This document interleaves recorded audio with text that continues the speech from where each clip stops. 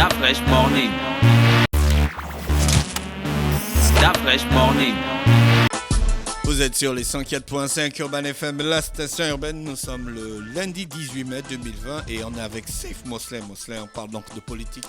Oui, nous parlons de politique, comme je le dis souvent. Il s'agit évidemment d'aborder une question, peut-être qui peut être en anticipation, puisqu'on n'est pas encore à la période, du moins pour beaucoup de personnes. Pourquoi tu es pressé ? Quel serait l'intérêt d'en parler aujourd'hui, étant donné que nous avons encore, sur le plan, si on devait faire le décompte, on a encore 3 ans, du moins 2 ans avant d'arriver à 2023.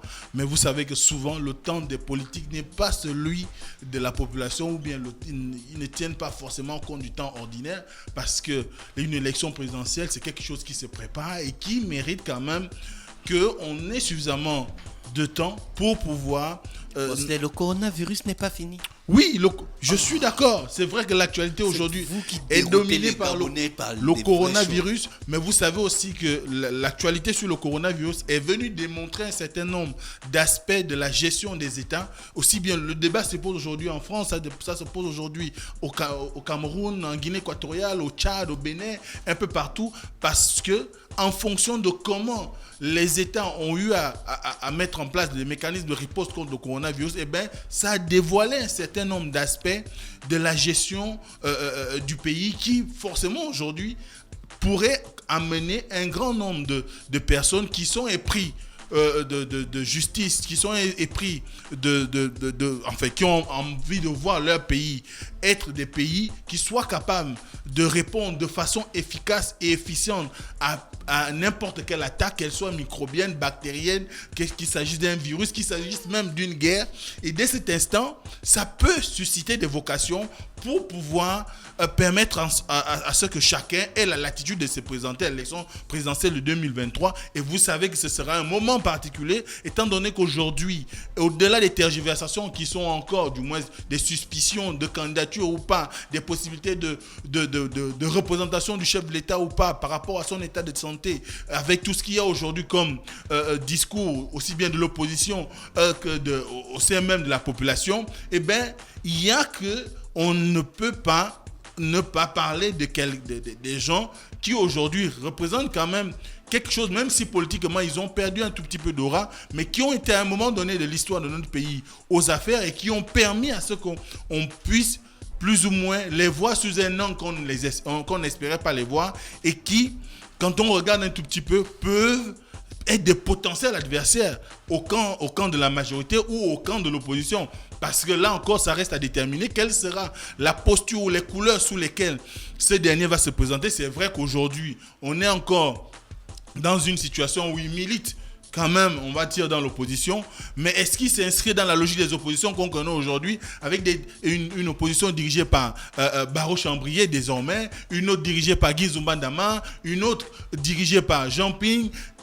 Dans quel environnement il va se retrouver? Est-ce qu'il sera finalement du côté de ceux qui, comme Thierry Dargendieu, comme ils ont réuni un certain nombre d'acteurs politiques pour se retrouver dans un camp, ou encore pourra-t-il faire cavalier avec des personnes d'envergure comme Louis Gaston Maïla? Eh bien, c'est autant de questions. Tu parles de qui? De Gervais Onyan? Ah, très bien, tu as compris. Évidemment. Donc, il s'agit de lui. Comment ça, tu peux me dire que j'ai compris? Évidemment, je suis l'actualité. Donc, évidemment, quand on suit cette actualité, on se rend bien compte qu'aujourd'hui, il est question pour beaucoup d'acteurs politiques d'essayer un peu, je parlais tout à l'heure du besoin de revenir un tout petit peu à la vie normale, qui est celle qui voudrait que nous soyons dans la logique qui permettrait à ce qu'on puisse recommencer à vaquer chacun à nos occupations sans minimiser l'impact du coronavirus sur le quotidien ou sur l'avenir.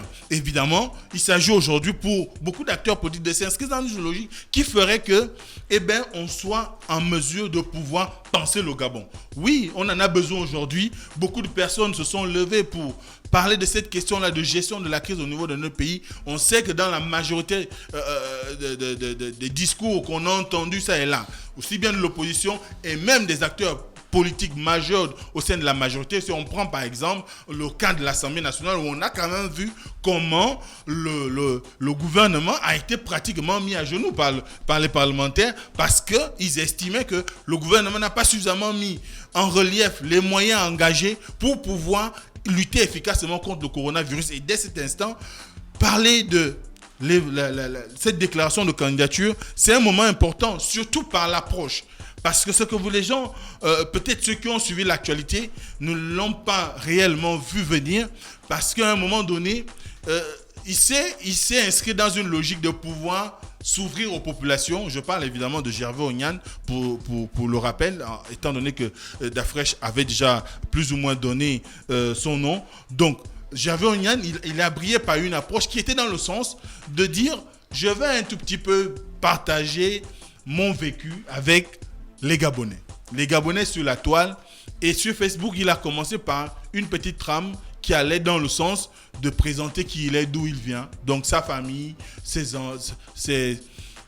sa famille, sa vie d'élève et sa vie professionnelle. Et dans cette suivi, je crois que ça a duré 3 semaines. Au cours des 3 semaines, l'ambition pour lui était déjà en tant que élève, du moins jeune, dans le quartier qui est à côté du carrefour Léon Mba, qu'on appelle derrière l'état-major de la marine. Comment il a grandi, qui étaient ses parents. Ensuite, comment il a fait pour devenir celui qu'il est aujourd'hui, notamment à travers la formation scolaire qu'il a reçue, notamment au lycée national Léon Mba, et dont le fait marquant reste que pendant qu'il était secrétaire général de la coopérative, c'est la première fois que le président Omar Bongo recevait une coopérative scolaire de façon directe, sans qu'il y ait des personnes intermédiaires. Ensuite, il a présenté ses faits d'armes. L'ambition pour lui était de montrer à ce niveau que l'école à l'époque c'était un visier qui permettait la socialisation, mais qui permettait également d'occuper les jeunes, parce qu'au-delà des activités scolaires, il y avait aussi les activités extrascolaires qui prenaient en compte le sport, la musique, par exemple les fanfares. Il vous souviendra que dans le pays, pratiquement les grands lycées bénéficiaient avaient un orchestre en leur sein. Aujourd'hui, ce n'est plus le cas. Cela permettait quand même d'occuper les jeunes. Et plus tard, il va engager un certain nombre de choses qui vont dans le sens de présenter son parcours, qui a été quand même un parcours suffisamment élogieux, parce qu'il était quand même dans l'un des meilleurs de sa promotion. Ensuite, il allait faire ses études à l'étranger, notamment au Canada. Et au retour, et de là-bas également, il est sorti avec un diplôme en sciences politiques. C'est avec une option quelque part en géostratégie militaire. Donc, dès cet instant, il rentre au Gabon, il travaille. Il est recruté par le ministère de la Défense en tant que conseiller militaire et civil. Ça dit quand même beaucoup de choses. Et il a travaillé aux côtés du chef de l'État actuel. Il a présenté les faits d'armes aux côtés du chef de l'État, ce qui lui a permis, enfin du président Ali Bongo, ce qui lui a permis de gravir un certain nombre d'échelons en termes de côte. Il a aussi dit qu'il partait danser au Passion Marty avec le gars du corps sur la piste de danse. Ça c'est le côté que chacun de nous peut mettre en exergue. Pour chacun d'entre nous a forcément des moments de relâchement. Donc, il a dit tout ça dans un live, il a dit tout ça dans un post. Non, c'est-à-dire que chaque jour, il publiait un post sur Facebook pour pouvoir présenter un aspect de sa vie. Donc, c'est un moment de relâchement où tu es imbu de ta personnalité parce que tu as un poste dans l'administration. Mais tu sais très bien que ce genre de situation, il n'est pas le seul. Ah bon? Il n'est peut-être pas le seul. Non, je n'ai pas dit qu'il est le seul. Je dis qu'il faut qu'il parle de la partie là. Il en parlera certainement. Et ce sera l'occasion certainement qu'on le recevra ici pour en parler. Donc en fait, c'est comme des épisodes. Qui va le recevoir? Voilà. Toi. Je pourrais le recevoir. C'est une candidature qui mérite quand même une attention. En fait, c'est comme. Il faut que tu me remettes un peu dans le contexte parce que je pense qu'avec les auditeurs, on est un peu perdu. C'est comme des épisodes. Chaque jour, il poste quelque chose. Bien sûr. Il a commencé ça il y a combien de temps? Il y a 3 semaines à peu près. Il y a 3 semaines. Chaque ça jour, s'est achevé vendredi. Même les dimanches, il poste. Et en fait, chacun de ces posts-là nous emmenait vers la grande annonce de dimanche. Pas forcément. Parce que l'ambition pour lui n'était pas. Ceux qui ont suivi la chose. Donc, dans sa façon de parler, il donne l'impression, ça c'est, je te pose une question, il donne l'impression que c'est les gens qui demandent à ce qu'ils se présentent. Non. Donc, dans la présentation, la manière de présenter la chose, c'est pourquoi je parle de l'approche. Il ne laissait pas entrevoir réellement certainement de façon subtile pour ceux qui ont la possibilité de savoir lire l'engagement des acteurs politiques, eh ben, il ne le disait pas clairement. C'est le vendredi qu'il a pu le dire de façon claire, juste et à propos pour pouvoir finalement attirer l'attention de l'opinion. Et dès cet instant, il a annoncé, du moins il a présenté un certain nombre d'aspects de sa vie et il a également présenté comment il a fini par entrer en politique. Et évidemment, à travers Omar Bongo Ondimba, qui lui avait proposé, en tant que candidat indépendant, de s'inscrire dans une logique de permettre à ce qu'il ait au moins le PDG, enfin, c'était dans la lutte entre le PDG et le CLR au niveau du 3e arrondissement, mais il fallait que le CLR reste dans l'escarcelle de la majorité et c'est comme ça que Omar Bongo va susciter la candidature de Gervais Onyan. Il sera conseiller municipal au 3e arrondissement. Bon, après, il présente aussi comment il a adhéré au CLR, comment on l'a sorti du CLR, quelles étaient les manigances qui ont été présentées, notamment l'Okourou du général Jean-Boniface Assélé, qui estimait qu'il était beaucoup plus un pion d'Ali Bongo Ondimba et de André Mbobam au sein du CLR. Donc, où ça là, il raconte ça? C'est écrit sur ceux qui ont besoin de lire peuvent aller sur son compte Facebook. Donc, il y a 3 semaines de poste. Voilà, donc il y aura de la lecture quand même. Donc, ensuite, il est passé par une situation de pouvoir présenter réellement, là c'était maintenant du concret, il présentait ce que lui, il pourrait faire s'il était candidat, du moins si évidemment, on lui accordait le suffrage pour diriger le Gabon. D'accord, là, on est déjà rentré dans la phase des mois président de la République. Voilà, tu as tout compris. Moi, président de la République, d'abord, ce qu'il appelle le Gabon de demain, c'est 10 points pour le Gabon de demain. Mozo, ça fait des années que les gens sont toujours sur le Gabon de demain. Demain, du Gabon, là, ça dure vraiment. Hein? Oui. Laisse Gervais Onyan t'exprimer. Non, je ne dis pas juste lui. Plus on se rapproche de l'élection présidentielle, plus on va avoir ce type d'expression. Le Gabon de demain. Le Gabon de demain. Oui, tu sais que quand il y a l'élection présidentielle au Gabon, il y a 2 vrais protagonistes. Tu vois, non? Qui On les connaît. Après, il y a les petits papillons qui tournent autour là. Ah non, il n'y a jamais. D'abord, je ramène les expressions. Tu te souviens la dernière élection présidentielle? Je ne rentrerai pas dans le champ lexical des animaux. Il y avait les parties gazelles. C'est Moselle qui a amené les expressions. Je ne serai pas dans le champ lexical des animaux. Lors de la dernière élection présidentielle, vraiment, ça avait fait sensation. Je fuis ce champ lexical là. Les parties gazelles. Les insectes des consoles, je suis pas dedans. Même les papillons d'après jour là, même pour qu'on commence. Ah, il y a beaucoup qui viennent faire le folklore. Voilà. Tu sais ça. Ça, c'est une réflexion qui pourra venir après qu'on ait eu quand même à présenter. Dans son offre, c'est simplement un certain nombre de réformes institutionnelles, un certain nombre de réformes sur le plan diplomatique, économique. Comme on le sait, tous les candidats, évidemment, ont souvent eu la latitude chez nous de présenter des projets de société. Mais sauf que la particularité avec ce programme, c'est que lui, il a soumis un certain nombre, les 10 points, à ses followers. Et ces derniers, il y a eu des discussions qui traînaient pratiquement sur... En résumé, les 10 points là, il va faire quoi? Dans les 10 points, il y a par exemple revoir la stratégie, la politique économique du Gabon. Il y a revoir la politique diplomatique, faire en sorte que le Gabon soit réellement la locomotive de la CEMAC, faire en sorte que l'éducation redevienne quelque chose de prioritaire pour l'État, revoir la politique sociale de l'État. Par exemple, il propose qu'on parte de l'allocation, je crois l'allocation familiale, donc par enfant, aujourd'hui est autour de 24 000 si je ne me trompe pas. Il va faire monter ça à 50 000. Ce sont des propositions. Ensuite, il parle de la mise en place du service militaire des personnes âgées entre 18 et 25 ans. Il parle de la mise en place, du moins de la réelle...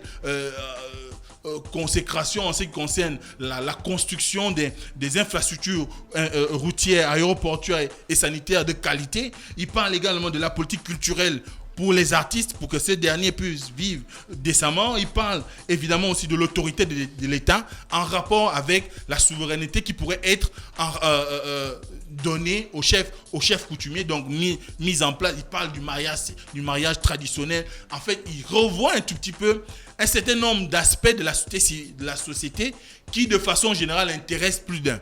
Et évidemment... Est-ce qu'ils ne servent pas sur est-ce qu'ils ne surfent pas sur des thématiques qui font déjà genre le buzz? Mais Quand tu décides de parler de ramener 24 000 francs l'allocation pour enfants, je prends un exemple, hein, à 50 000 francs, tu sais que forcément tout le monde va s'intéresser à ça dans un contexte où la situation est assez difficile pour tout un chacun. Mais il se base sur quoi? Comment il évalue ça? Il va trouver les 25 000 supplémentaires où? Est-ce qu'il a dit ça dans son message ou c'est juste des annonces comme ça pour faire sensation? ce sont des propositions qui vont constituer l'ossature de son projet de société. Et tu sais très bien que la politique, c'est comme la chanson, du moins c'est la musique. On n'invente pas les mots. On les habille autrement. Et puis ça fait beau. Donc, en un mot, il ne peut que surfer sur ce qui est déjà connu, sur les attentes que les Gabonais connaissent. Les grands slogans le matin comme ça. La politique, c'est comme la musique. Mais bien sûr, les musiciens chantent la même chose depuis le début des lustres. La paix, l'amour, la joie, la danse.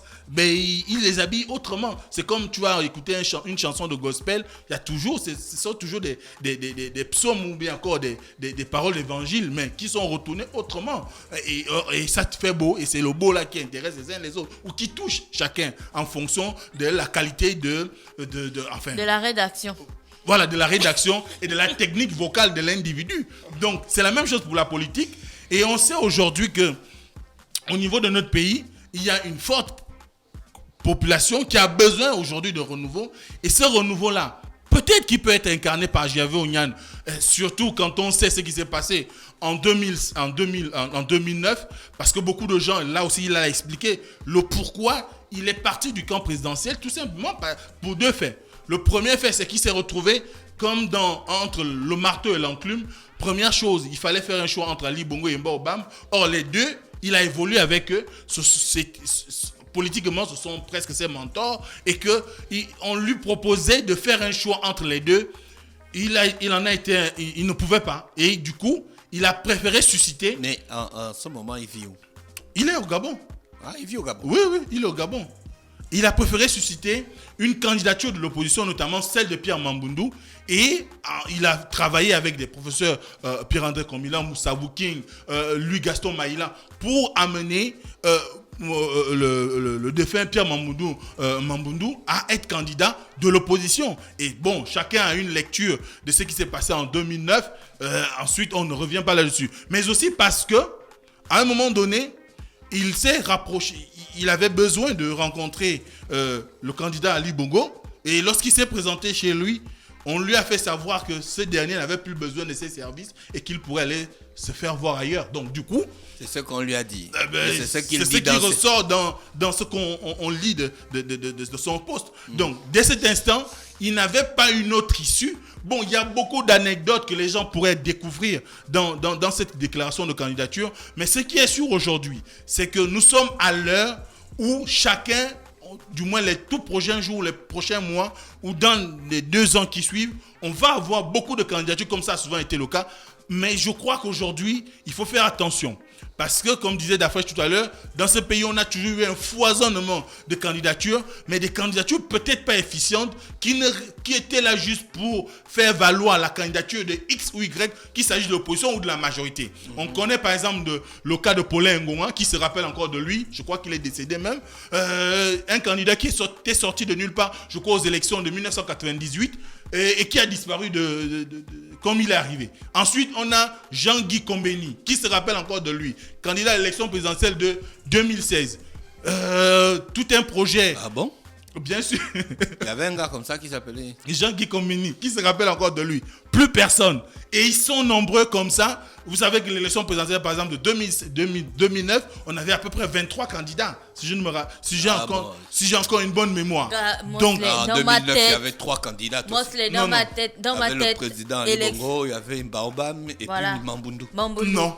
Et puis en 2016, il y avait 2 candidats.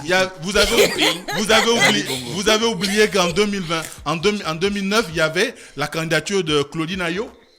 Vous l'avez oublié? Vous avez oublié la candidature de... comment il s'appelle toi-même, tu as oublié. Donc, et puis c'est à nous que tu demandes. Il y avait 23 candidats. Je crois, Mehdi, il était même candidat. Vous vous rappelez de lui? Non. Donc, autant de choses Et je ne parle même plus de Casimir Oyemba qui avait désisté la veille. Ouais, Donc, Casimir Oyemba. il y avait plein... Non, pas la veille, on était en train de voter.